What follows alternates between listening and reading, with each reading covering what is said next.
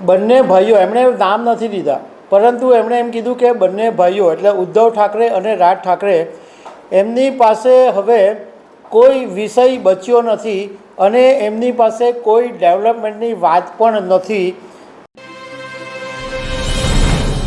નવસારીના સાંસદ અને કેન્દ્રીય જળશક્તિ મંત્રી સી.આર. પાટીલે એક મીડિયાને ઇન્ટરવ્યૂ આપ્યો છે અને આ ઇન્ટરવ્યૂની અંદર એમણે આમ તો ઘણા બધા મુદ્દાઓ પર વાત કરી છે, પરંતુ ખાસ કરીને તાજેતરમાં મહારાષ્ટ્રની અંદર જે ભાષા વિવાદ થયો છે એના ઉપર પણ સી.આર. પાટીલે વાત કરી છે. તો આના વિશે હું તમારી સાથે વાત કરીશ.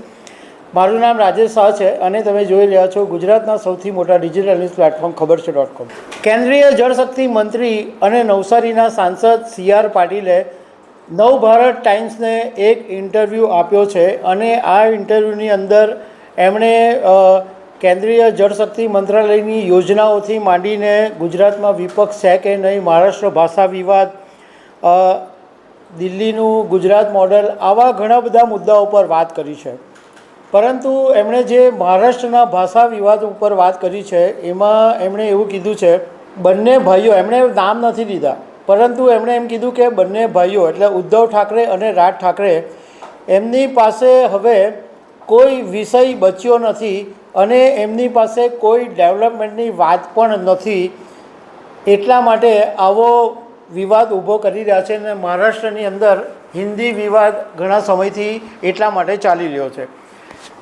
સી.આર. પાટીલે કીધું કે ગુજરાતમાં લાખો કરોડો લોકો રહે છે, પરંતુ આ વિષય ઉપર ક્યારેય ચર્ચા થતી નથી અને ગુજરાતના લોકો સંકુચિત માનસિકતા ધરાવતા નથી. મતલબમાં સી.આર. પાટીલનો કહેવાનો મતલબ એમ છે કે ઉદ્ધવ ઠાકરે અને રાજ ઠાકરે સંકુચિત માનસિકતા ધરાવે છે. પાટીલે આગળ એવું કીધું કે એક સમય ઉપર આવું ચાલતું હતું, પરંતુ આજે આ વિષય ઉપર લોકો વોટિંગ નથી કરતા અને લોકો મેરિટ ઉપર જાય છે એટલે તમને રિઝલ્ટ દેખાય છે. એમણે આમ આદમી પાર્ટીના કેજરીવાલનું નામ લીધા વગર પણ નિશાન સાધી દીધું કે દિલ્હીના એક સીએમએ એવું કહ્યું હતું કે આમ આદમી પાર્ટીને હરાવવા માટે પ્રધાનમંત્રી નરેન્દ્ર મોદીએ બીજો જન્મ લેવો પડે. પરંતુ લોકો જાગૃત થઈ ગયા છે અને હવે ભાષા કે પ્રાંત ઉપર વિભાજિત થતા નથી.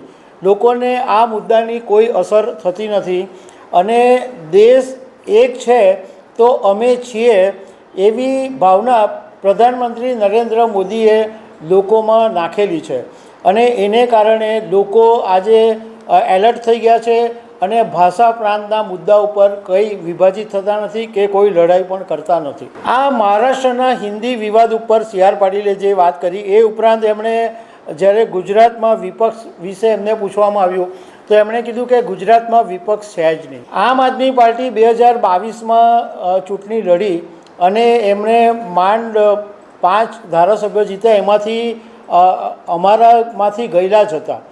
બીજું કે એમણે એવું કીધું કે જે વ્યક્તિ દિલ્હીમાં હારી ગયો હોય એ બીજા રાજ્યમાં જઈને આવી વાત જ નહીં કરે, કારણ કે એ પોતે જે વિસ્તારમાં રહે છે, વિસ્તારના ધારાસભ્ય એ વિસ્તારમાં હારી ગયા છે. અને કોંગ્રેસ વિશે એમણે એવું કીધું કે કોંગ્રેસ તો બિલકુલ ખતમ જ થઈ ગઈ છે, એટલા માટે ગુજરાતની અંદર કોઈ વિપક્ષ છે જ નહીં. એમણે ચૂંટણી જીતવાની સ્ટાઇલ વિશે પણ વાત કરી કે ચૂંટણી એમને નથી જીતાતી, ચૂંટણી માટે ઘણા બધા મહેનત કરવી પડે અને ગ્રાઉન્ડ લેવલે કામ કરવું પડે છે અને ભારતીય જનતા પાર્ટી પાસે માઇક્રો લેવલનું મેનેજમેન્ટ છે, એટલા માટે ચૂંટણી જીતાય છે. બીજું એમણે વાત કરી કે અમદાવાદનું જે સાબરમતી નદીનું જે મોડેલ છે એ હવે યમુના નદી માટે પણ તૈયાર કરવામાં આવ્યું છે અને એ પણ થોડા સમયની અંદર લાગુ કરવામાં આવશે. દિલ્હીમાં ગુજરાત મોડેલ પણ લાગુ કરાશે. જે દિલ્હીમાં 2014માં જ્યારે પીએમ જીત્યા ત્યારે થોડીક દિલ્હી મોડેલમાં કઠણાઈ થઈ, પરંતુ હવે ગુજરાત મોડેલને બનાવવામાં વધારે સમય નહીં લાગશે. ગુજરાતનું મોડેલ એટલે એમણે એમ કીધું કે આરોગ્ય, શિક્ષણ, વિકાસના ક્ષેત્રે ગુજરાત બધી જ રીતના આગળ છે ને એ રીતના દિલ્હીને પણ બધા શિક્ષણના ક્ષેત્રેથી માંડીને બધા ક્ષેત્રમાં આગળ લઈ જવામાં આવશે. તો દર્શક મિત્રો, આવી અનેક વાતો સાથે અમે તમને મળતા રહીશું. Thank you very much.